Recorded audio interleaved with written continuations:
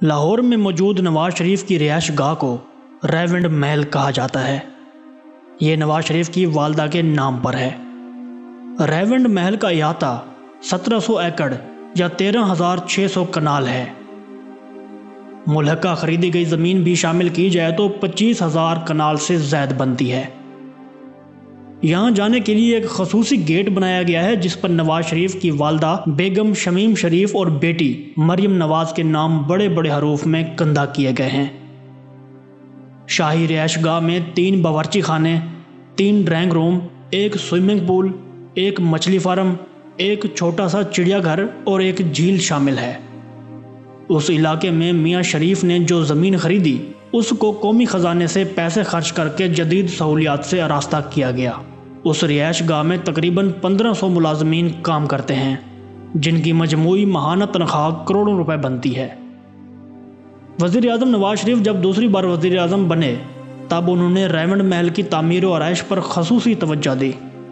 تعمیرات کا یہ کام FWO کو سونپا اور ہنگامی بنیادوں پر اس کام کی تکمیل کے احکامات جاری کیے گئے۔ نواز شریف نے دوسری بار اقتدار حاصل کرنے کے فوراً بعد ریونڈ کی رہائش گاہ کو وزیر اعظم کیمپ آفس کا درجہ دے دیا اور یوں وفاقی ادارہ PWD کو اس رہائش گاہ کے تمام اخراجات اور ترقیاتی پروجیکٹس کے اخراجات ادا کرنے کا پابند قرار دے دیا۔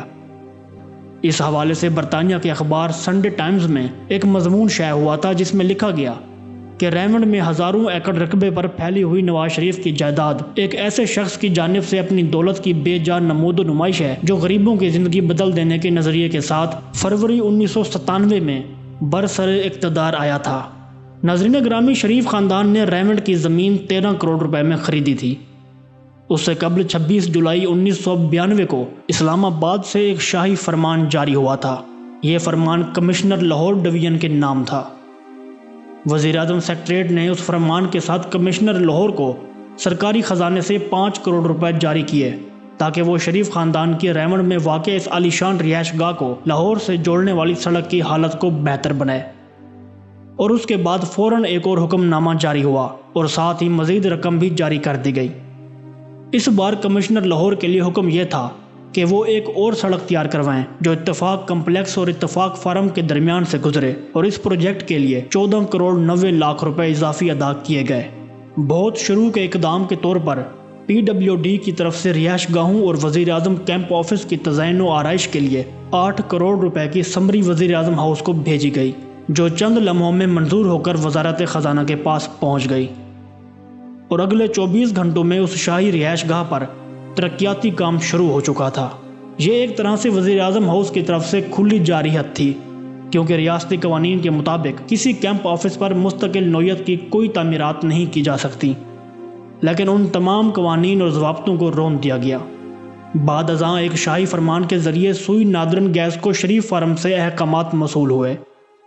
پہلا حکم نامہ یہ تھا کہ مذکورہ محکمہ فوری طور پر مرکزی گیس پائپ لائن کو شریف فارم سے منسلک کر دے اور اس کام میں کسی نوعیت کی تاخیر نہیں ہونی چاہیے۔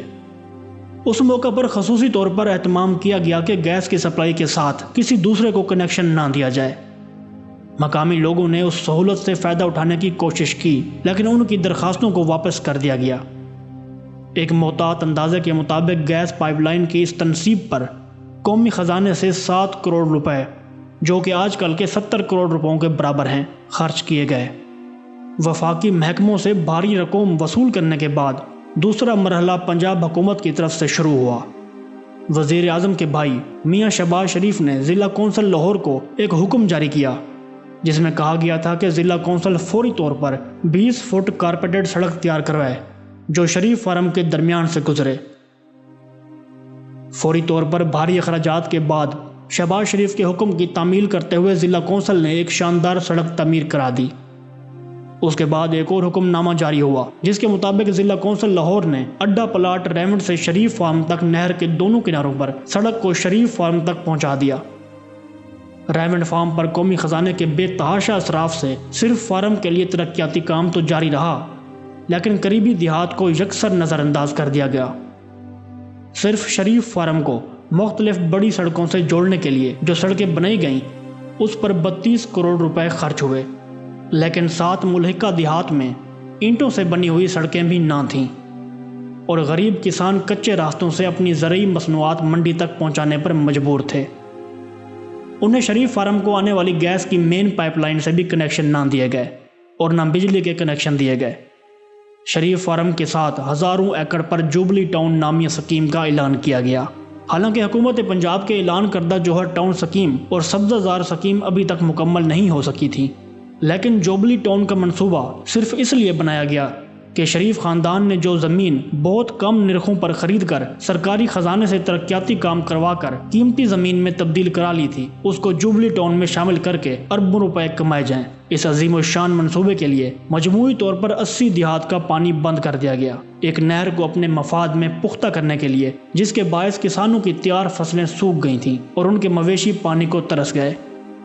مقامی کسانوں نے اس ظلم کے خلاف جب احتجاج کرنا چاہا تو ان پر چڑھائی کر کے پنجاب پولیس کے جوانوں کو حکم دیا گیا، جنہوں نے غریب نہتے کسانوں کی خوب مرمت کی۔ ناظرین گرامی، واضح رہے کہ اس شاہی حکم نامے سے پہلے 80 مقامی دیہات کو اس نہر سے پانی حاصل ہوتا تھا اور اس سے لاکھوں ایکڑ اراضی سراب ہوتی تھی۔